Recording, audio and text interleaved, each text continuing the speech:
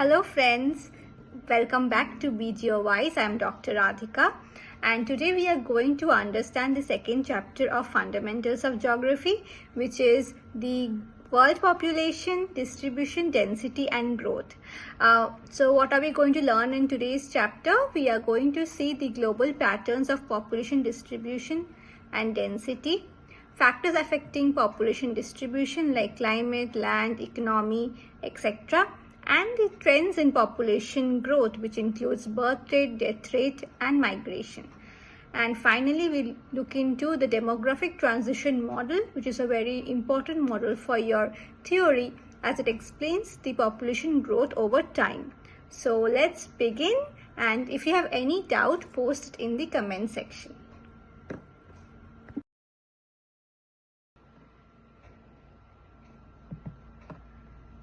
जो आज का टॉपिक है वो सिर्फ ज्योग्राफी में नहीं बल्कि रियल लाइफ में भी काफ़ी इम्पोर्टेंट है। सबसे पहले एक बेसिक सवाल, दुनिया में लोग कहाँ कहाँ रहते हैं? क्या सब जगह बराबर लोग रहते हैं?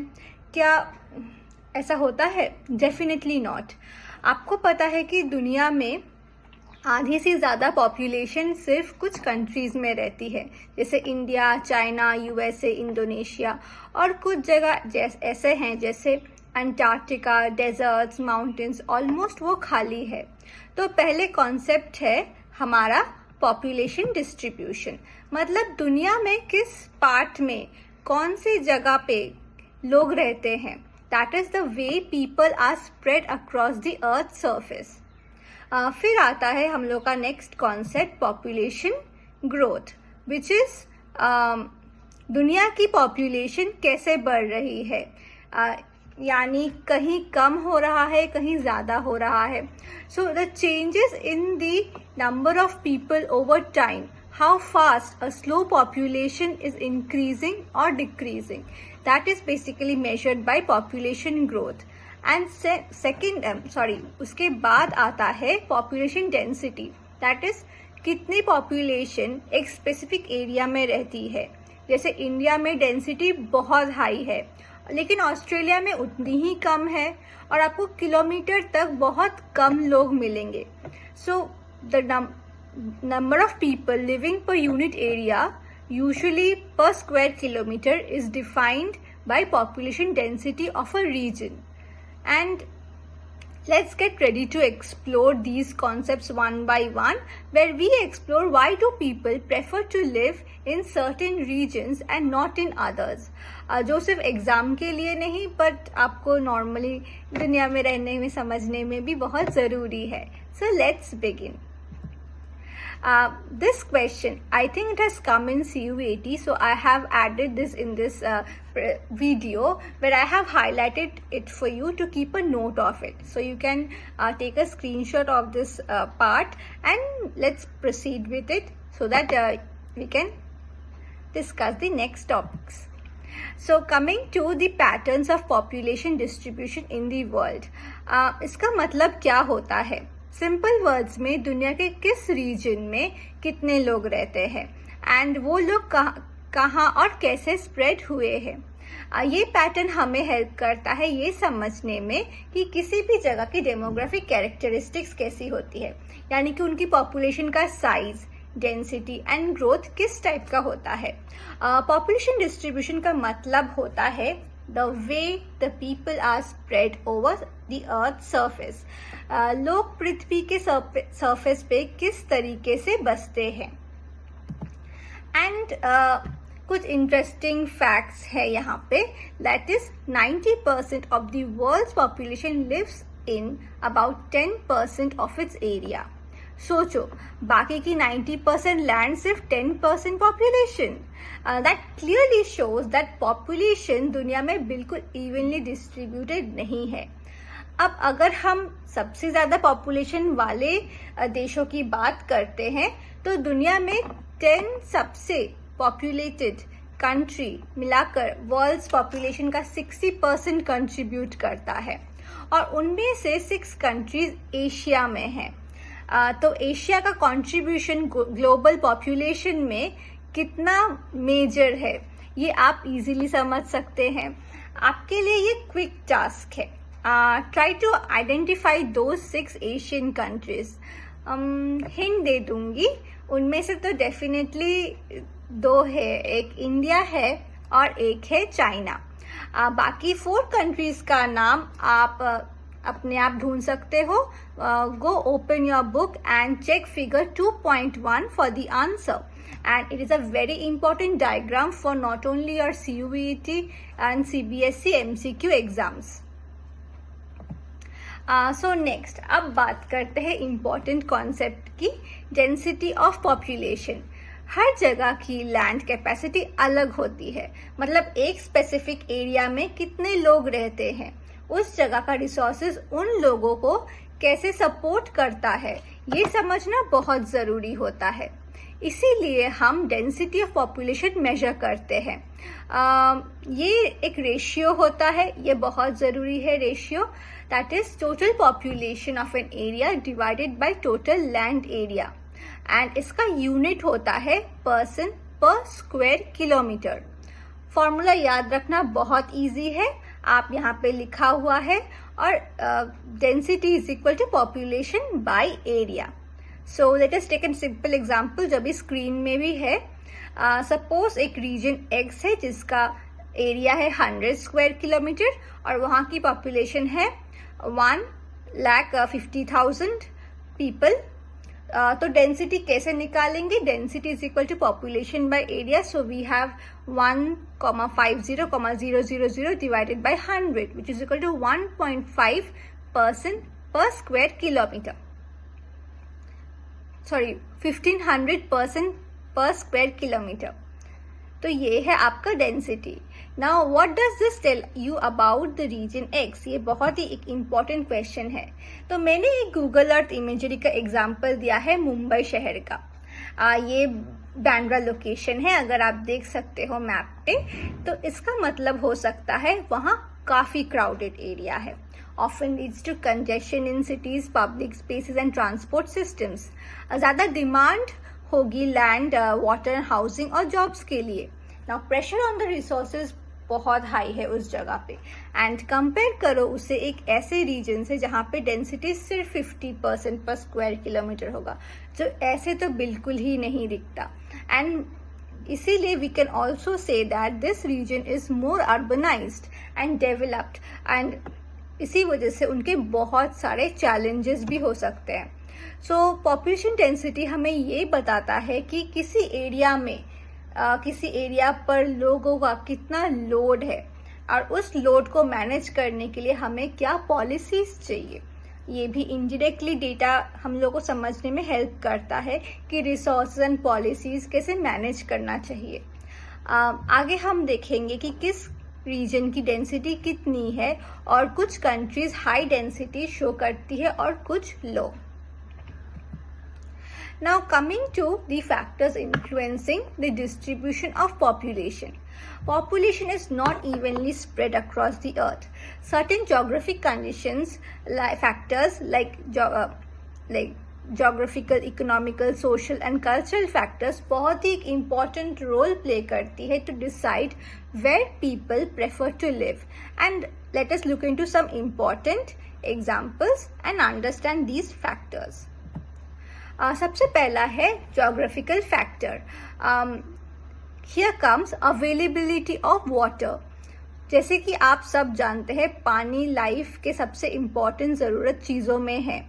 लोग वहीं सेटल होना पसंद करते हैं जहाँ पर फ्रेश वाटर इजीली अवेलेबल है, पानी पीने के लिए, कुकिंग के लिए, like domestic use, residential use, industrial use, commercial use. So ये सिर्फ नहीं, लाइक आपको एग्रीकल्चर, ट्रांसपोर्ट, इन सब चीज़ों में भी वाटर का अवेलेबिलिटी होना बहुत इम्पॉर्टेंट है।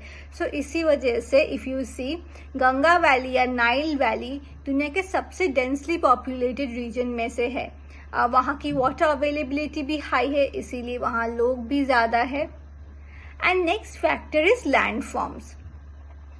लोग जनरली ऐसे एरिया में रहना पसंद करते हो जहाँ पे फ्लैट लैंड हो या फिर जेंटल स्लोप्स हो, क्योंकि वहाँ खेती करने में इजी होता है, रोड्स एंड इंडस्ट्रीज बनाने में भी इजी होता है, ट्रांसपोर्ट सिस्टम डेवलप करने में इजी होता है।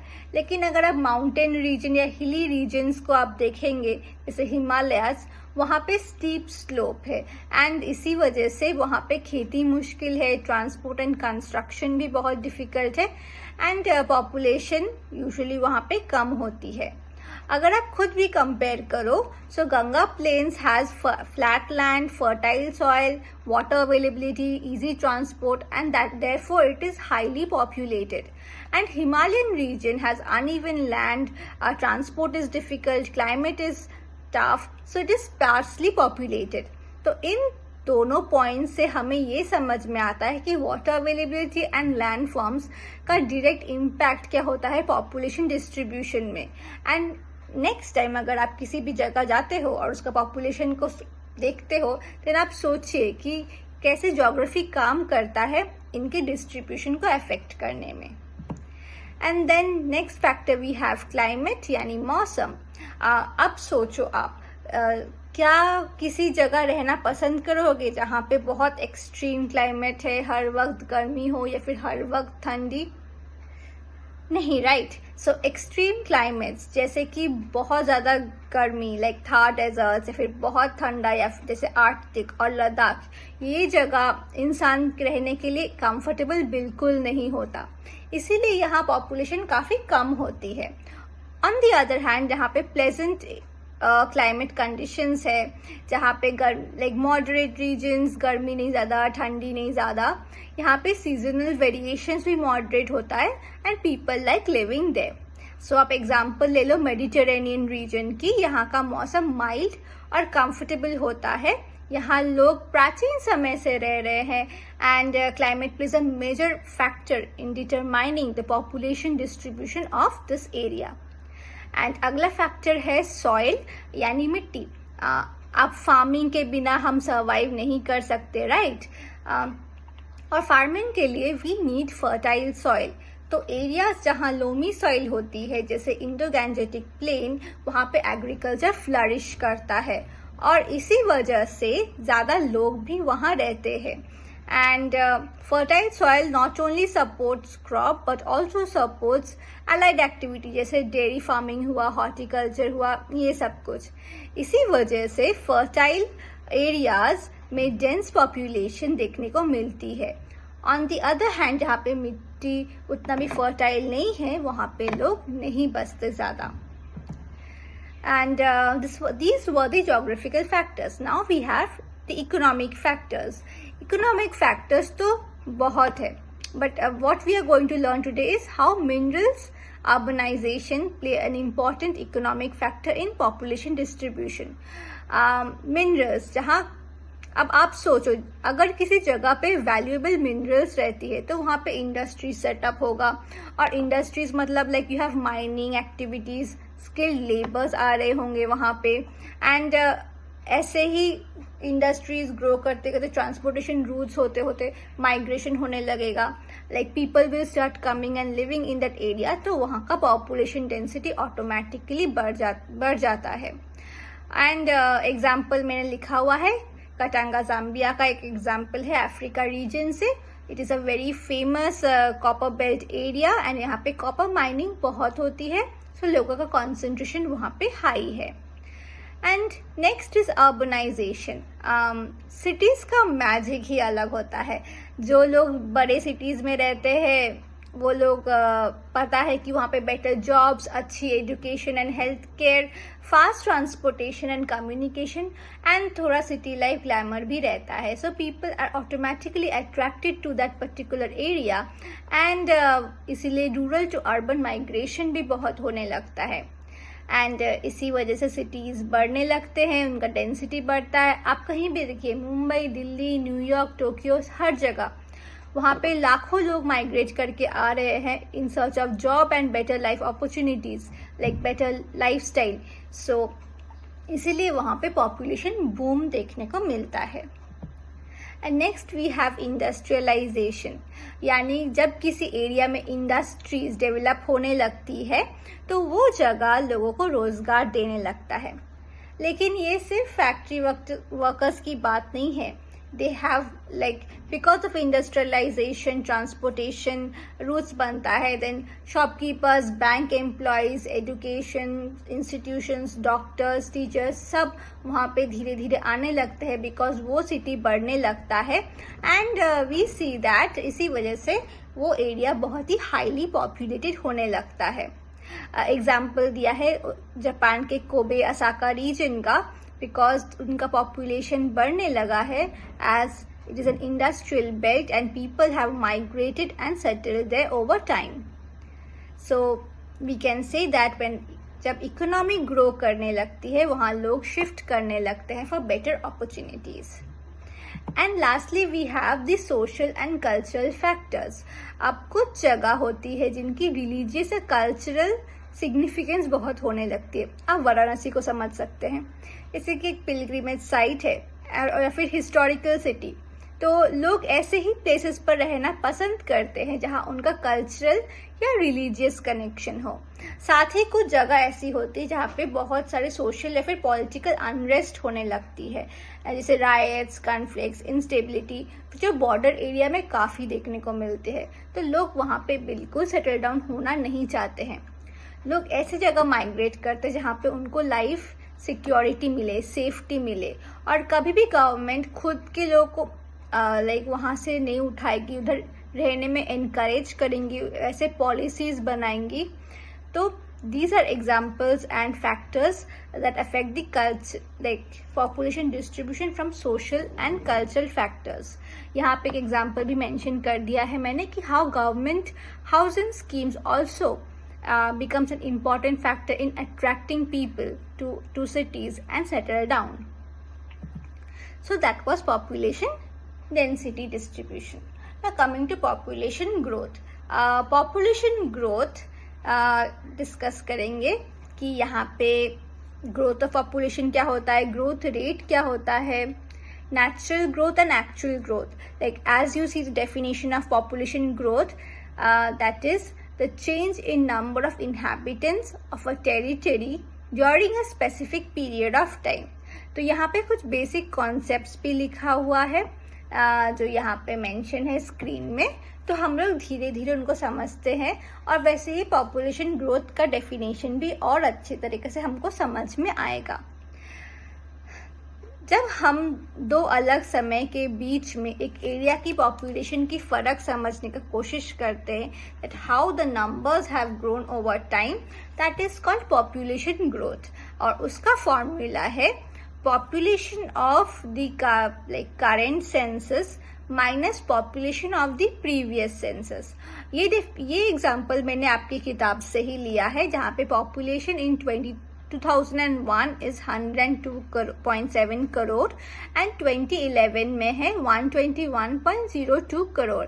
अगर आपको ग्रोथ कैलकुलेट करना है तो प्रीवियस 2011 के डेटा से माइनस करना है 2001 के पॉपुलेशन का, which comes up to 18.32 crore. इसका मतलब है 10 साल में इंडिया का पॉपुलेशन 18+ करोड़ से भी बड़ी है, जो दुनिया के कंट्रीज की टोटल पॉपुलेशन से भी ज़्यादा है कुछ कंट्रीज के। Then we come to growth rate of population, growth rate of population, that is percentage of change। ये वही ग्रोथ है लेकिन हम लोग परसेंटेज के फॉर्म में इसको दिखाते हैं, that is population increase divided by total population of the initial year into 100। इसका फॉर्मूला भी यहाँ पे लिखा है, एग्जाम्पल भी है कि अगर 2001 में पॉपुलेशन 102.7 था और 2011 में 121.2 करोड़ है, तो ग्रोथ रेट है माइनस का value which is 18.32 divided by previous year का value 102.7 into 100 which comes up to 17.83%। इसी रेट से हम लोग समझ सकते हैं कि 2001 और 11 में पॉपुलेशन ऐसे तेज से इतने ही तेज वाली रेट से बढ़ी है। Then we come to natural growth of population, that is एक बर्थ एंड डेथ में जो डिफरेंस रहता है। जब हम किसी रीजन की टोटल बर्थ और डेथ्स का डिफरेंस निकालते हैं तो उसको कहते हैं नेचुरल ग्रोथ। उसका फॉर्मूला भी मेंशन किया हुआ है। और जैसे कि एग्जाम्पल में आप सोच सकते हो कि अगर इंडिया में कोई साल 2.5 करोड़ लोग पैदा हुए थे एंड 80 लाख लोग का डेथ हुआ है, तो natural growth would be 2.5 crore minus 0.8 crore, that is 1.7 crore. And ये ग्रोथ माइग्रेशन को इंक्लूड नहीं करती है, only natural birth and death rates को ही कंसिडर करती है। और अगर हम लोग actual growth of population consider करते हैं तो उसको हम लोग बोलते हैं birth minus death plus migration, because एक एरिया में लोगों का इनफ्लो भी हो रहा है जो माइग्रेशन के कारण हो रहा है। And the formula is mentioned here. I think जैसे कि कुछ मैंने कॉन्सेप्चुअल एग्जाम्पल्स लिया है, वैल्यूज कंप्लीटली मैंने इसे बनाए हैं। These are not representative of Indian state और countries values, just to understand the example. जो मैंने अभी एग्जाम्पल बोला था नेचुरल ग्रोथ के लिए, ये मैंने स्क्रीन पे मेंशन किया है। और सेकेंड एग्जाम्पल है एक्चुअल ग्रोथ का, कि अगर आपका बर्थ होता है 1 लाख, डेथ होता है 30,000 का, और इन माइग्रेशन हो रहा है आपका 20,000 लोगों का, और आउट माइग्रेशन हो रहा है आपका 10,000 लोगों का, देन एक्चुअल ग्रोथ का फॉर्मूला इधर मेंशन किया हुआ है, आप देख सकते हो। That is 1 lakh minus 30,000 plus migration का वैल्यू विच इज 20,000 माइनस 10,000 जो है 80,000। तो ये ज़्यादा एक्यूरेट पिक्चर देता है पॉपुलेशन चेंज का, स्पेशली फॉर स्टेट्स जहाँ माइग्रेशन काफ़ी ज़्यादा होती है, जैसे कि दिल्ली, महाराष्ट्र, केरला एक्सेट्रा, आप सोच सकते हो। देन आपके इस चैप्टर से वो सेक्शन पॉपुलेशन ग्रोथ के लिए मैंने कुछ MCQs के लिए इम्पोर्टेंट पॉइंट्स यहाँ पे मेंशन किया है। That is population change in an area is an important indicator of economic development, social upliftment and historical and cultural background of the region. Next is positive growth of the population. That is जब किसी reason में लोगों की संख्या बढ़ जाती है between 2 time periods, उसे कहते हैं पॉजिटिव ग्रोथ। अगर ऊपर जा रहा है तो पॉजिटिव ग्रोथ। यही चीज अगर हम लोग नेगेटिव में देखते हैं उसे कहते हैं नेगेटिव ग्रोथ ऑफ पॉपुलेशन। तो जैसे इंडिया में पॉपुलेशन काफी टाइम से पॉजिटिव ग्रोथ दिखी जा रही है क्योंकि बर्थ रेट हम लोग का काफी ज्यादा है। और नेगेटिव में देखा जाए कि कोई भी रीजन में अगर कोई माइग्रेट होकर निकल जा रहा है या फिर डेथ्स हो रहे हैं और उनका वैल्यू बर्थ रेट से उस पर्टिकुलर रीजन में उस पर्टिकुलर टाइम पीरियड में कम है, तो उसे कहते हैं हम लोग नेगेटिव ग्रोथ रेट।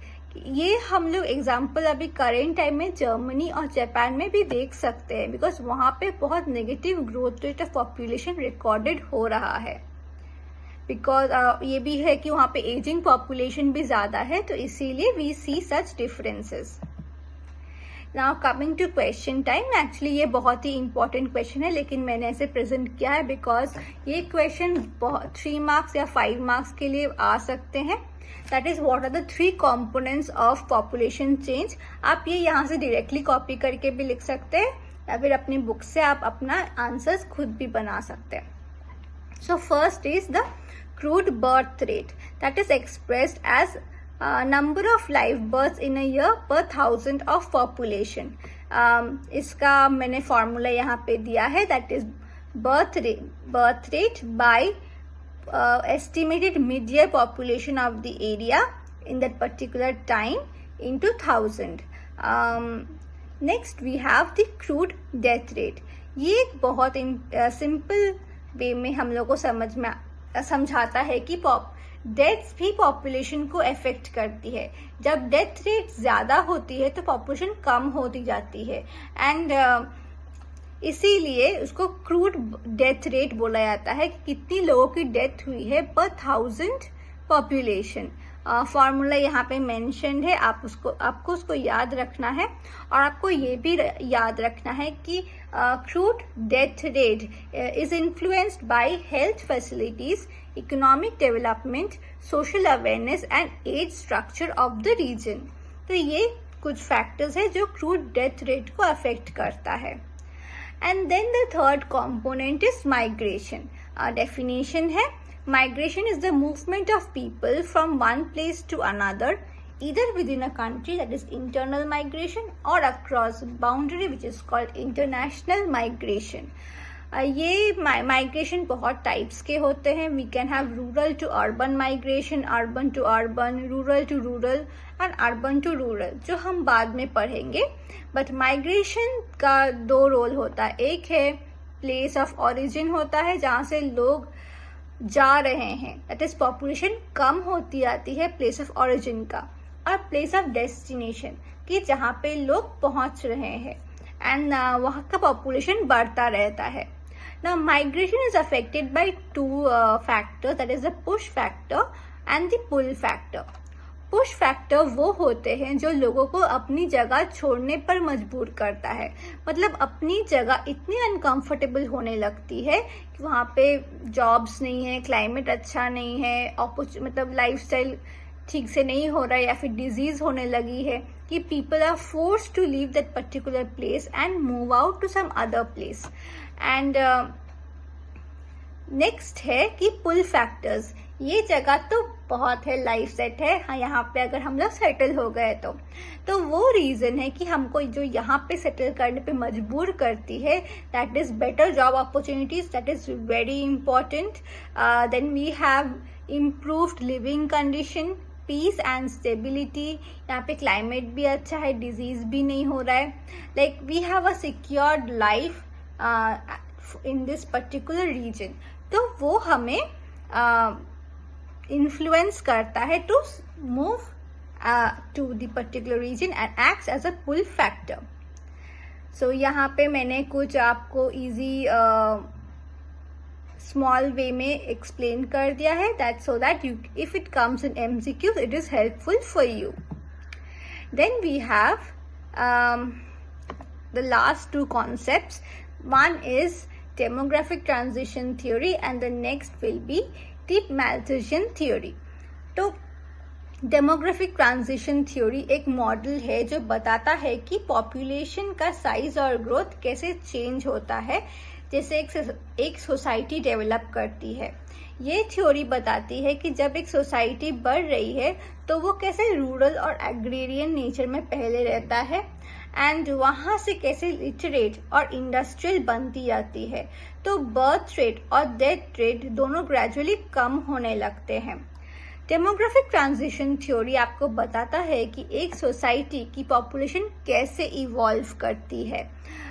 वो पहले प्रिमिटिव रहती है एंड देन वो मॉडर्न बन जाती है, एंड ये चीज़ एक बर्थ और डेथ के बैलेंस से हम लोग को समझ में आता है। Like the theory tells us that the population of any region changes from high birth and high death rates to low birth and low death rates as the society progresses from rural agrarian and illiterate to urban industrial and literate society। तो यही चीज़ हम लोग समझेंगे अभी कुछ देर में, and basic example and basic diagram यहाँ पे दिया है for you to understand. So coming to the first stage which is the high stationary stage, उसको हम लोग प्रिमिटिव सोसाइटी भी बोलते हैं कभी कभी। तो स्टेज 1 जहाँ सोसाइटी रूरल और प्रिमिटिव रहती है, क्या होती है इस स्टेज में? बर्थ रेट हाई रहता है, लोग ज़्यादा बच्चा पैदा करते हैं ताकि मरने वाले लोगों की भरपाई हो सके, एंड डेथ रेट भी हाई होता है बिकॉज यहाँ पे फैसिलिटीज़ नहीं है, मेडिकल फैसिलिटीज सोसाइटीज़ इवॉल्व नहीं की है, तो बीमारियाँ होती है, भूख भी रहती है बिकॉज एग्रेरियन सोसाइटी है, ज़्यादा प्रोडक्शन नहीं होता है। वी सी यहाँ पे बहुत ही सब्सिस्टेंस एग्रीकल्चर होता है, तो ज़्यादा प्रोडक्शन, एग्रीकल्चरल ईल्ड नहीं रहता and people don't have so much to eat. तो यही सब चीज़ों से we see the death rate भी बहुत हाई होती है।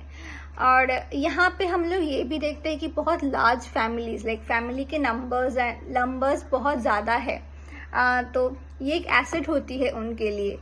पॉपुलेशन ग्रोथ भी बहुत स्लो होता है, इलिटरेसी रेट भी हाई होती है एंड लाइफ एक्सपेक्टेंसी लो भी होता है। These are the characteristics that is highlighted in the screen and you have to remember them to explain कि first stage of demographic transition कैसे रहता है।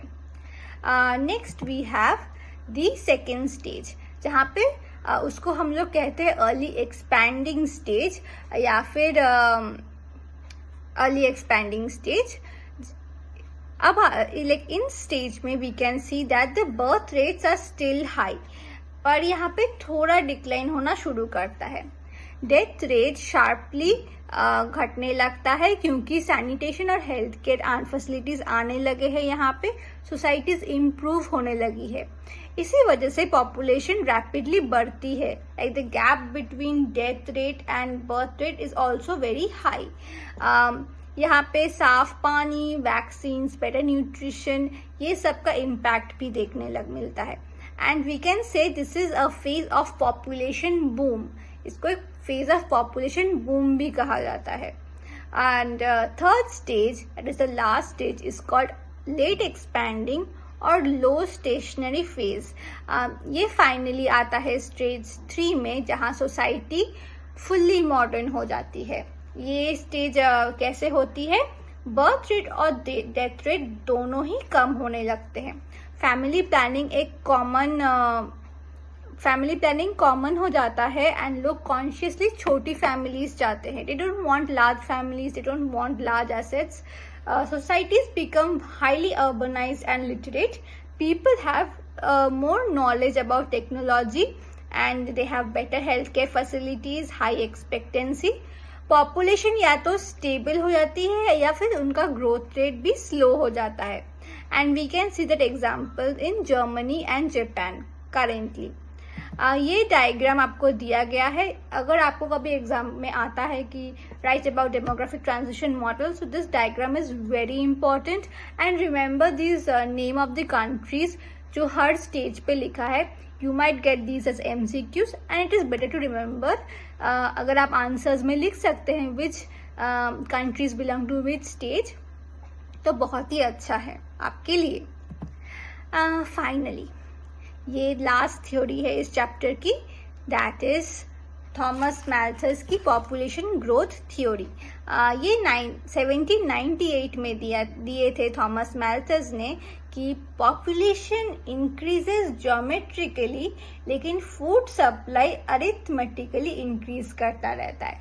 लाइक अगर पॉपुलेशन 2 फिर 4 फिर 8 फिर 16 ऐसे बढ़ता रहेगा over time, then food supply बढ़ता रहेगा 1 2 फिर 3 फिर 4 ऐसे ग्राफ्स में।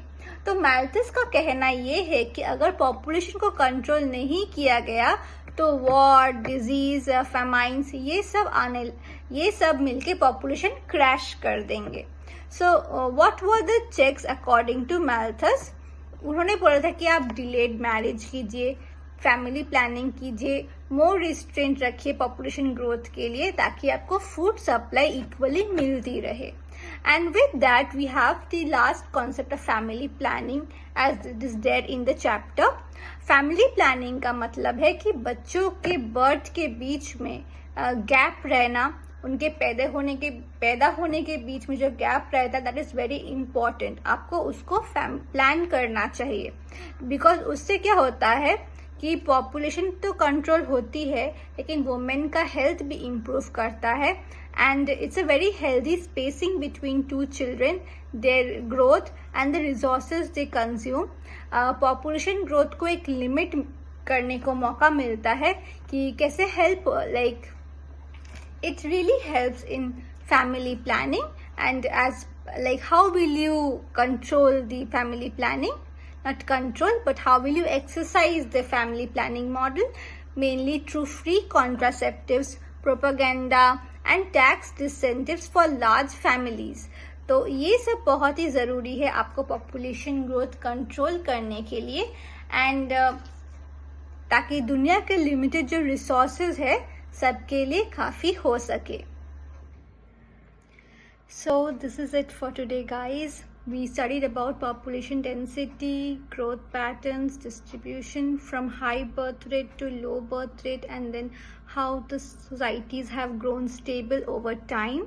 The transformation is explained by demographic transition theory, and factors like birth rate, death rate, and migration, how these drive the changes, and family planning, how it plays a critical role in managing them responsibly.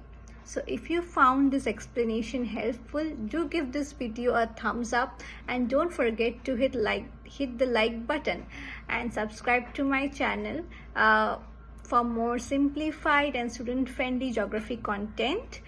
Hit the bell icon so that you never miss an update, and until next time, keep learning and keep growing. Thank you.